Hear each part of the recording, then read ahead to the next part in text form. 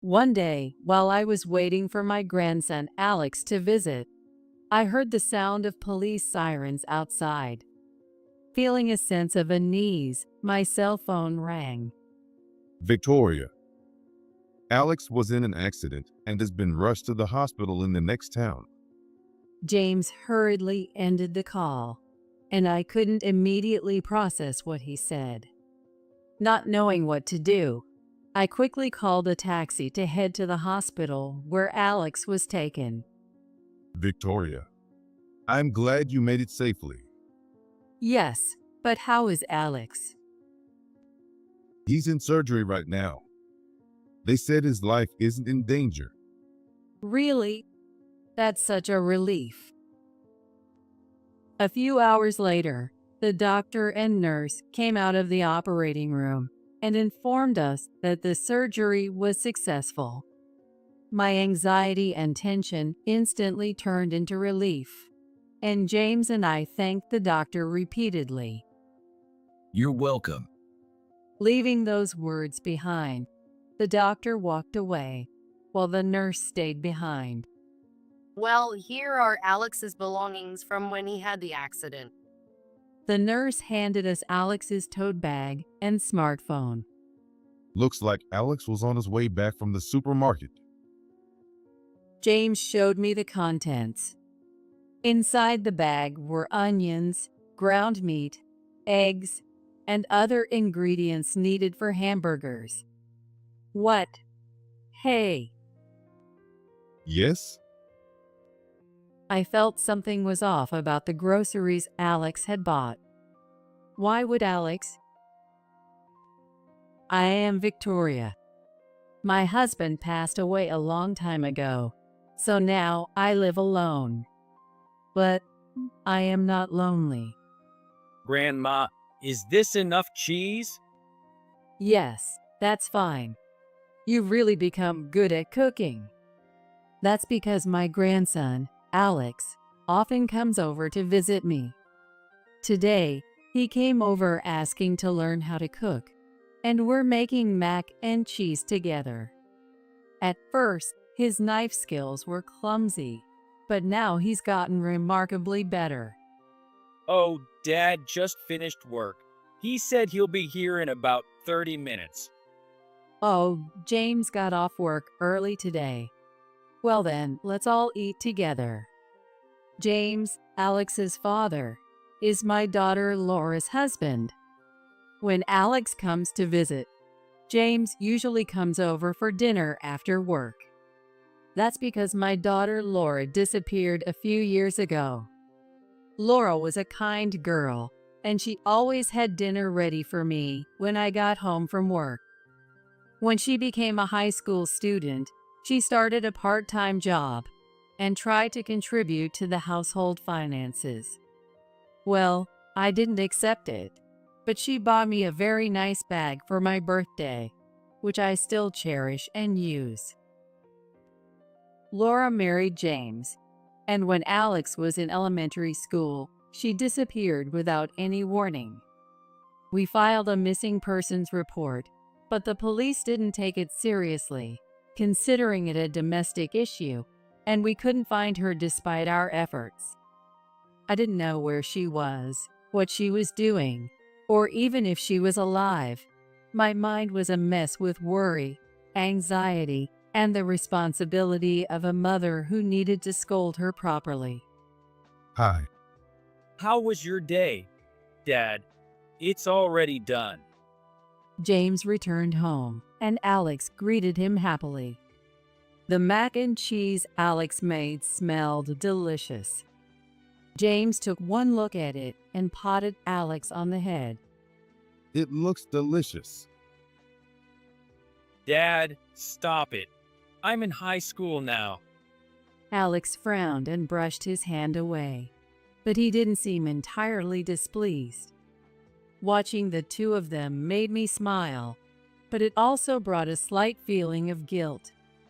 Where could Laura have gone, leaving behind such a treasure? Let's eat. Oh, it's delicious. Alex, who had been waiting hungrily, couldn't wait for James to sit down and started eating first. He always eats so heartily that it fills me with joy. He's a growing high school boy, so he needs to eat a lot. After James sat down, I started eating too. Today's dinner is mac and cheese and salad. The mac and cheese Alex made was delicious. The salad I made only had greens because all three of us disliked tomatoes, but they both ate it happily. Alex, how's school been lately? Are you used to high school now? Yeah, it's fine. I'm used to the commute. Have friends, no problems. Oh, Grandma, can we have hamburgers for dinner tomorrow night? Tomorrow? Sure. Don't you want to hang out with your friends? No, learning to cook is more important. Alex used to visit about once a week, but the visits gradually increased, and now he comes over almost every day after school. He doesn't seem to be in any clubs, and when I ask why, he just says he wants to learn to cook and doesn't elaborate. I think he should enjoy his once-in-a-lifetime high school experience more, but it's his way of being considerate. Thanks to that, the three of us get to have dinner together and enjoy lively evenings. Except for that one empty seat. One day, Alex contacted me during the day. I'll come over at 5 p.m. to make dinner. Alex usually contacts me in the evening. Did his school finish early today? Maybe he's hanging out with friends in the afternoon and will come later. I thought casually. I was home all day, so there was no issue, and I replied, "Got it." But evening came and Alex didn't show up. It's usually no later than 6 p.m. when the doorbell rings, but it was already past 7 p.m. I started to worry and called him, but he didn't answer. When I stepped outside, I heard police sirens in the distance. That sound gave me a bad feeling, and at the same time, I overheard my neighbors talking nearby. A high school student involved in a car accident? No way. A sense of dread grew inside me, making my spine tingle, and I felt dizzy. At that moment, my cell phone vibrated in my pocket.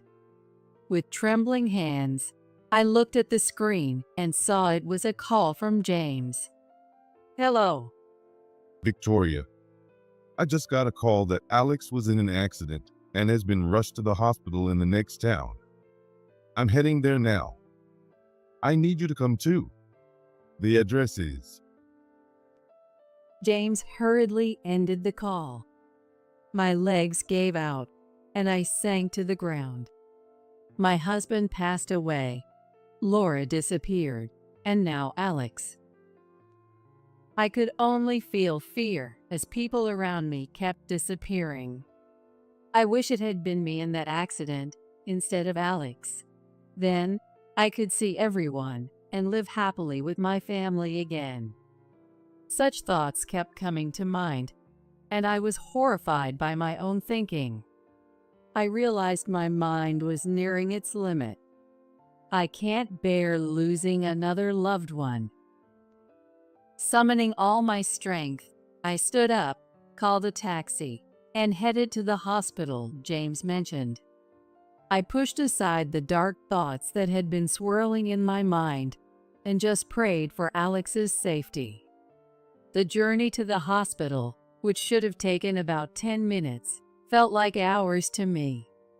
As soon as I got out of the taxi, I hurried to the waiting room James had told me about. When I opened the door, James was sitting in a chair, staring at the floor with a sigh. He looked up when he noticed I had entered. Victoria, I'm glad you made it safely. Yes, but how is Alex? He's in surgery right now. They said his life isn't in danger. Really? That's such a relief. I felt a sense of relief and sat down next to James.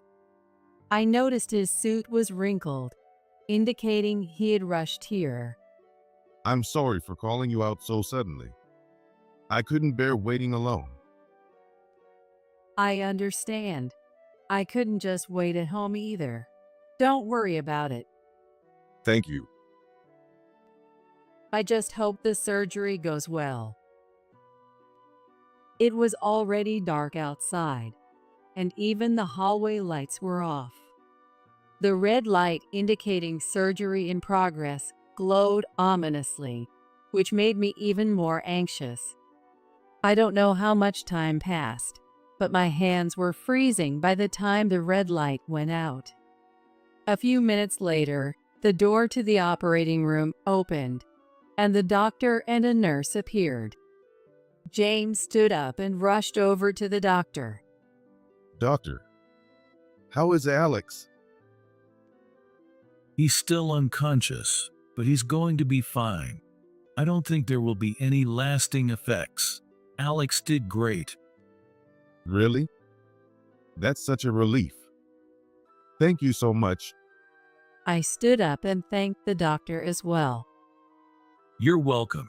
He'll need to stay here until he regains consciousness and recovers a bit more, so please prepare his things. Yes, we will. Thank you very much. The doctor waved lightly and left the room. He looked very reliable from behind, and I thought that I could continue to entrust him to treat Alex. Well, here are Alex's belongings from when he had the accident. The nurse handed James Alex's tote bag and smartphone. Excuse me. Then the nurse followed the doctor.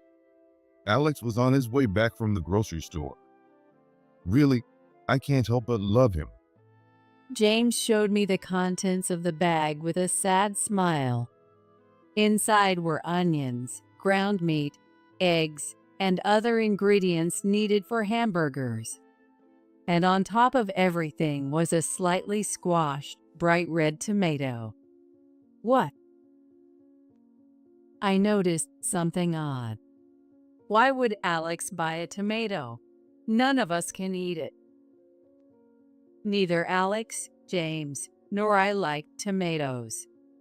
The only one in the family who could eat tomatoes was Laura. As this question crossed my mind, Alex's smartphone received a notification. It was a chat notification from social media, showing the contact's profile picture. However, the phone was locked with a password, so we couldn't see the content. His friend, maybe? I recognize this picture. Could it be? James muttered as if he had a sudden realization and tried to unlock the phone. Hey, isn't it a bit intrusive to look without permission? Ignoring my words, James entered 0621. Then, the lock screen opened. That number. It's Laura's birthday. Alex has been asking a lot about Laura lately, so I thought maybe. James tapped on the recent notification to check the message. This park in the photo was Laura's favorite. We used to go there a lot on weekends with Alex. Scrolling through the chat history, James spoke with certainty. The person he's chatting with is Laura. No way, it can't be. James showed me the definitive chat messages. Didn't you say you have a son? Yes, he's about your age. I'm sorry for hiding this, but my name is Alex. After talking with you so much, I'm sure now. You are Laura, my mother, right? Alex? Is it really you, Alex? At first, Laura was skeptical, but as she listened to him more, she became convinced, and their conversation grew more lively. They talked about recent school events, about James, and about me as well. However, Laura repeatedly insisted that Alex must not tell us about her. Laura seemed very cheerful in their chats, which reassured me as a parent, but I was more curious than ever why she had disappeared. This is the latest conversation. James showed me the messages from yesterday and today. School ends in the morning today. Can I come to your place? Sure, but keep it a secret from everyone. Yeah, I'll come by in the afternoon then.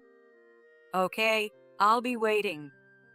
Now I understood why Alex had bought a tomato.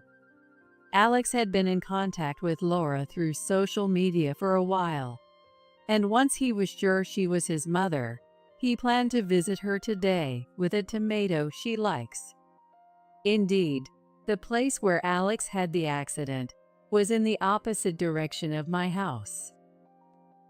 Alex, it's already evening. What's going on? Are you okay? Messages like this had been coming in since early afternoon. Then I saw the latest notification. I'm sorry.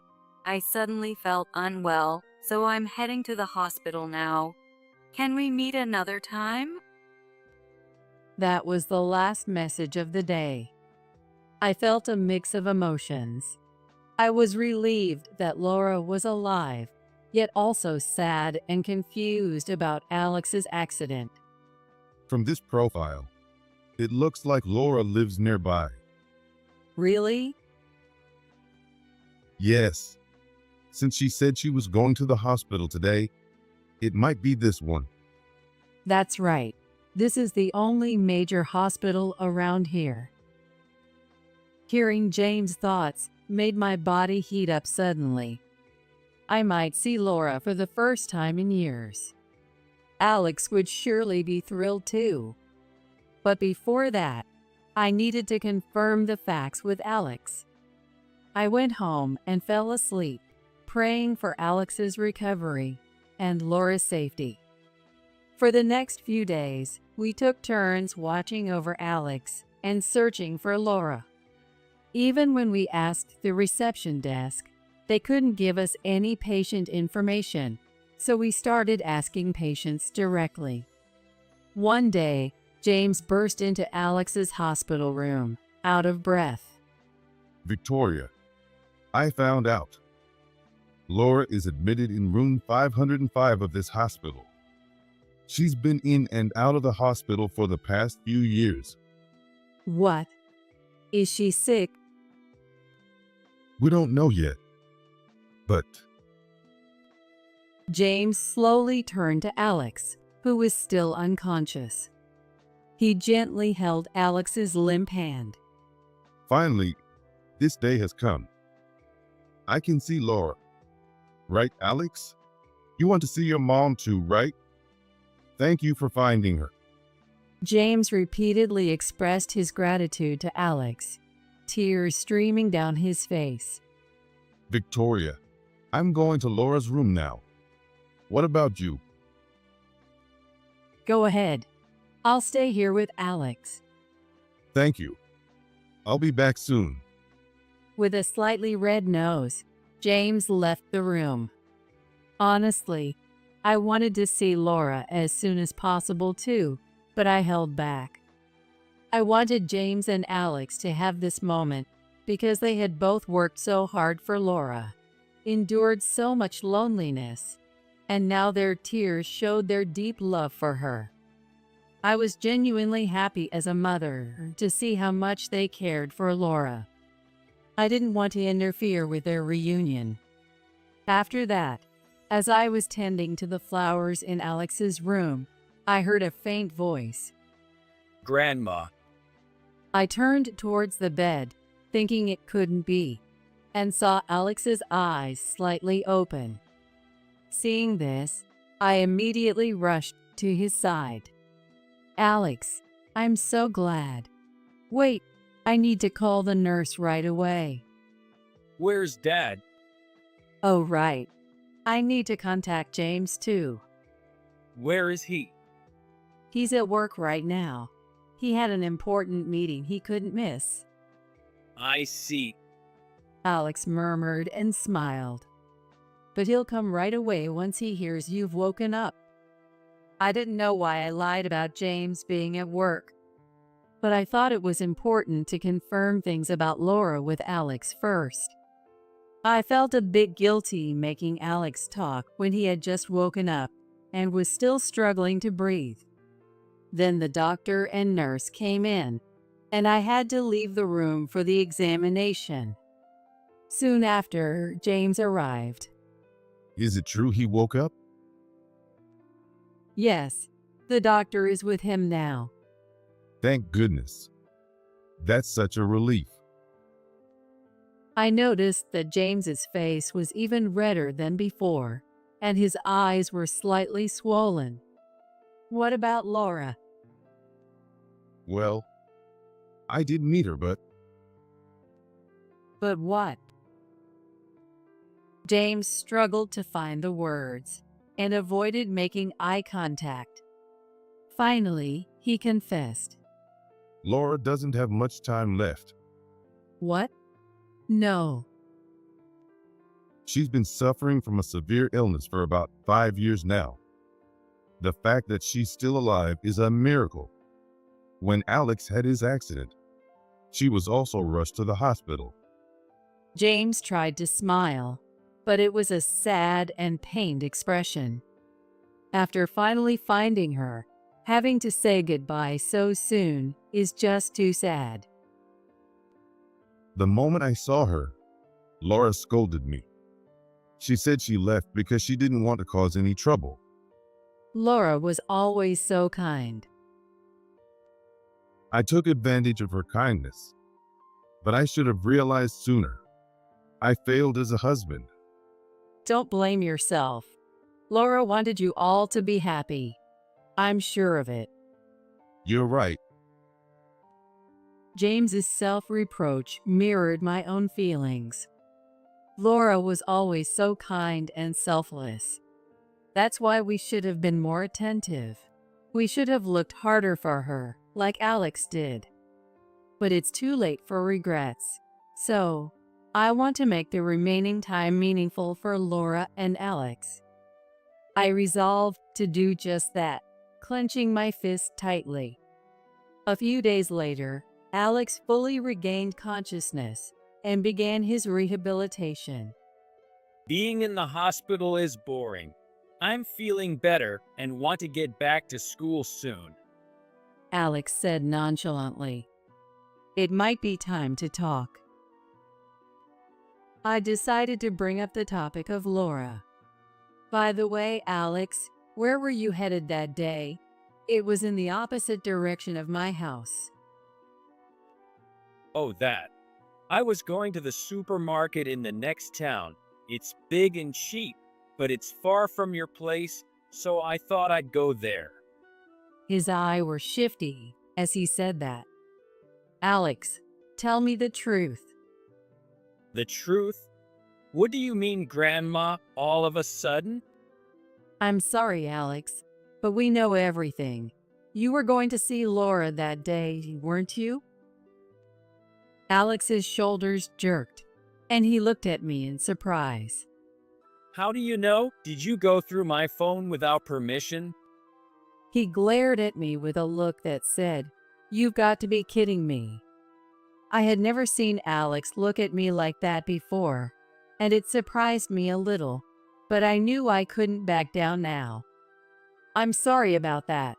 A notification came in while you were sleeping, so... But still, you shouldn't have. No, it's not your fault, Grandma. Sorry for raising my voice. Alex's shoulders slumped, and he looked out the window. When I was in middle school, Dad would have nightmares at night, calling out, "Laura, Laura." So I felt like I had to do something and started searching. Alex began to speak slowly.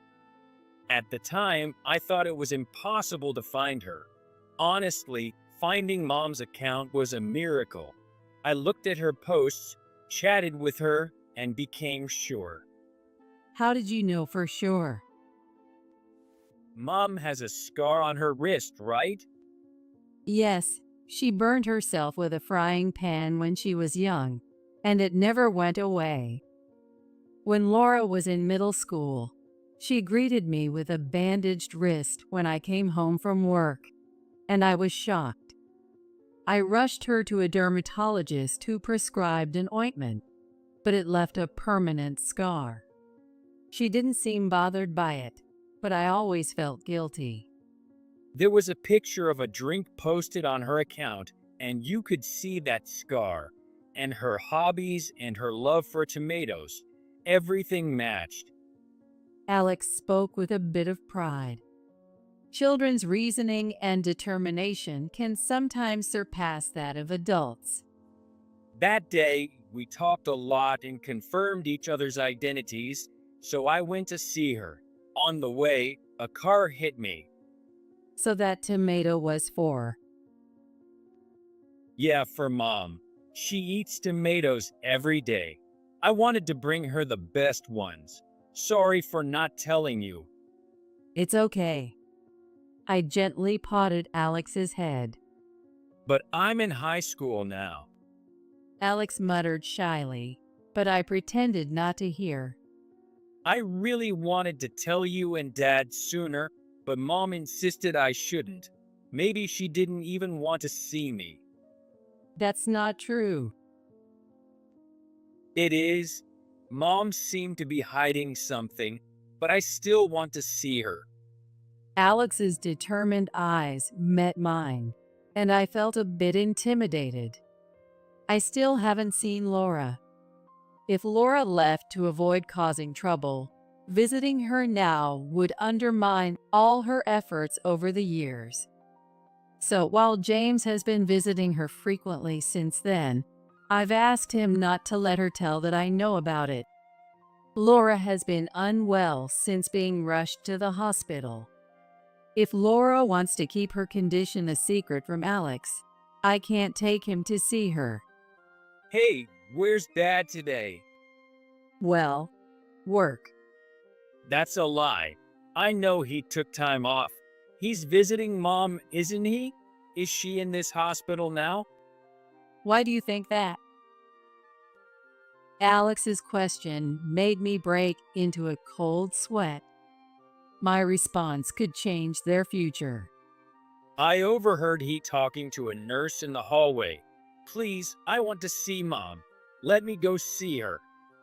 But Please, Grandma. You want to see her too, right? Let's go together. And don't forget the tomatoes. Alex's straightforward words left me speechless, and before I knew it, I was standing in front of room 505 with him, holding some tomatoes. Alex knocked on the door. From inside, I heard Laura's familiar voice. Mom.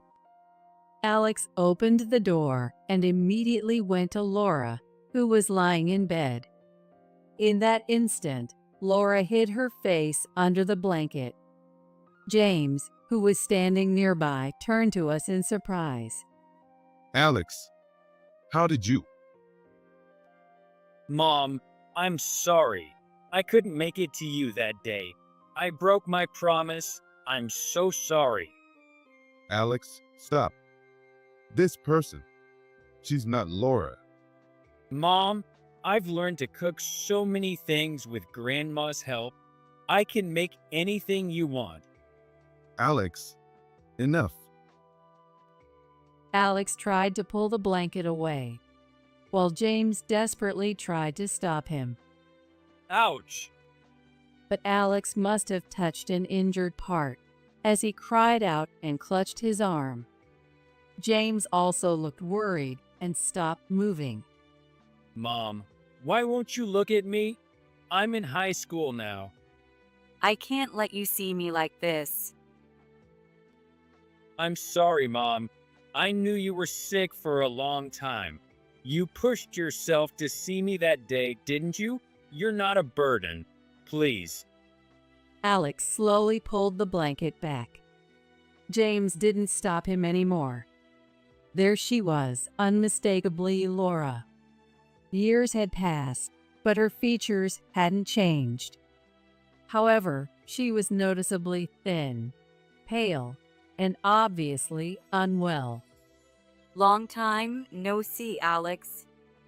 Laura looked at Alex with eyes that seemed to see a treasure, yet there was a hint of sadness. You've grown so much. Don't cry like that. I hid away because I didn't want to make you look like this. I didn't want you to see me like this. You're not uncool. I'm sorry, Mom. Why are you apologizing? I should be the one apologizing.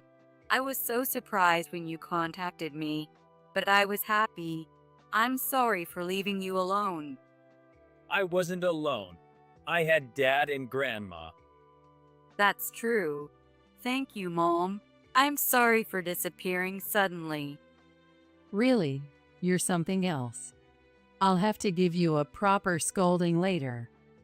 Oh no, Mom's lectures are so long. Laura joked, laughing.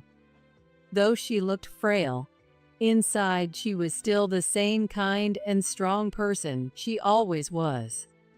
She was a very kind person who always put others before herself. I never noticed the pain and loneliness hidden behind that smile, but now I understand. You're smiling now, but later, when we're gone, you'll regret it, won't you? You'll think it would have been better if we hadn't met again. By meeting, it leaves lingering feelings and makes the farewell even sadder. You're afraid of showing us your suffering and causing us trouble more than anything. But still, we need to tell you. It's the only way we can atone for letting Laura fight alone all these years. Laura, I'm so glad to see you. I won't let you go anywhere on your own again. Okay. It's all right. There's nothing to be afraid of. You're amazing no matter what. Let's enjoy our time together, all of us. Thank you. Her voice was so soft it was almost inaudible, but it reached my ears clearly. Oh, I brought you some tomatoes, Mom. The somber atmosphere suddenly brightened. Children have a remarkable power. Really? Let's all eat them together. But everyone else doesn't like tomatoes. Come on, no one should have picky tastes. We'll all overcome it together. At Laura's encouragement, we all ate tomatoes together. Alex seemed to have already gotten over his dislike of tomatoes and ate them with gusto. James and I hesitated at first, but as we forced ourselves to eat, memories of Laura flooded back, and we all cried as we ate. For the first time in my life, I thought tomatoes were delicious. Laura's health improved a little, but then worsened again, a cycle that repeated itself. A week after our reunion, Laura passed away. Until she lost consciousness, she talked a lot to make up for the time we had been apart. And in the end, we were all together as a family. After that, Alex was discharged and was able to attend the funeral, walking normally. Following Laura's wish for a modest gathering, we held a family funeral and prepared plenty of tomatoes. We explained everything about Laura's situation to James's parents and apologized. They were very kind and offered their support. Though the number of attendees was small, it wasn't a simple affair. Each person loved Laura dearly, and she was a source of pride for us all. Since then, Alex and James have moved in with me. We learned from Laura the importance of spending time together. From now on, I want to be together always. But I still carry a lot of regret. While I was happy to see Laura one last time, the sadness of losing her right in front of me was overwhelming. Above all, I hated myself for not knowing about her illness and not being able to do anything for her. One day, Alex brought me some tomatoes and said, I want to be a doctor, a farmer, or a chef. I want to save people like Mom if I become a doctor, grow tomatoes that made Mom happy if I become a farmer, and make people smile with the dishes you taught me if I become a chef. Alex, Watch and see what I become. So you need to stay healthy until then. Here, have the tomatoes. See you later. with that, Alex went back to his room. Sometimes children touch the deepest parts of our hearts. But it's also true that Alex has been saving me. Maybe I'll make pasta with this tomato today. Before I knew it, our family had become one that loves tomatoes.